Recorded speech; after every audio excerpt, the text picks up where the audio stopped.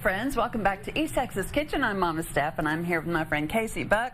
She is with, tell us, Oaklea Mansion Bed and Breakfast up in Winsboro. Yes, a beautiful old mansion, and Casie has made it a beautiful bed and breakfast. So what are we making today? This feels a little bed and breakfasty, which I love. So we're going to make French toast, but it's with a different twist. We've got crème brûlée French toast squares. Crème brûlée French toast squares. Yes. Okay, so show us how we do this. Okay, this so great. I've already stuck our brown sugar, maple syrup, and butter into a bowl. We've made it for about 2 minutes in the microwave. Nice and warm. And so then we just mix it up, and that'll actually be our bottom. So that's going to be our part that makes it very crème brûlée. Just pour that. Oh, okay. I'm going to pour it in. Yes, that's going to be lovely. With a small amount. Kind of rub it to our corners. Man, that smells wonderful. It's got that caramelly, sugary perfection.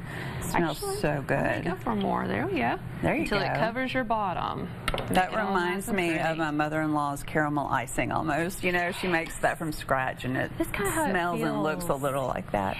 Okay, so what's next? We're going to take our little squares. Okay. And we're just going to plop them in here. So while someone is doing that, you can always go to the next step. So I'll let you keep going on that one.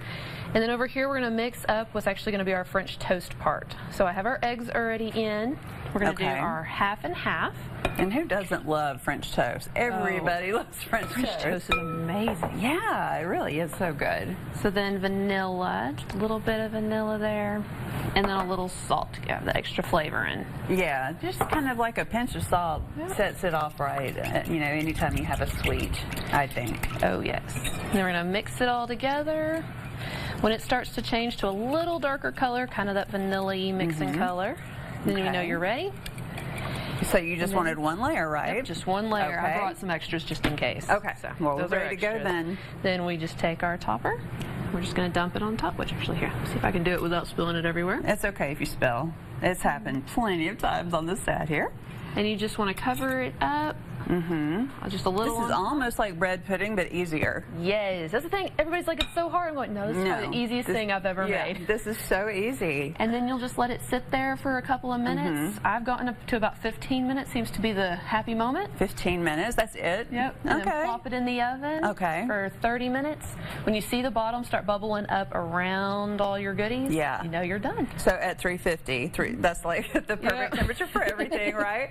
Well, that sounds wonderful, and it looks wonderful. And now, if you bake it, and are you going to like flip it upside down and have that pretty caramel on top? Yes. So you can do it one of two ways. You can either leave it. So I actually left mine, and it still gets that brown edge on it. I see that. That's beautiful. If you want to flip it, you can flip it early, and then it'll get a little browner all over. Oh, whichever way makes you happy. That sounds so good, Casie. And as you can see, you guys, she has topped it off with this beautiful whipped cream mixture. We put a little bit of berries on there for a little bright contrast. Oh my goodness, that and a cup of coffee or a cold glass of milk is the perfect breakfast, or even lunch. Hey, you know, anytime. Well, thank you so much for bringing that recipe to us. Again, this is Casie Buck, and her recipe is going to be on the East Texas Kitchen app for you right after this. So make sure you check that out. Back to you. Steph, thanks. For hundreds of recipes just like this one, you can download the East Texas Kitchen app or visit our website.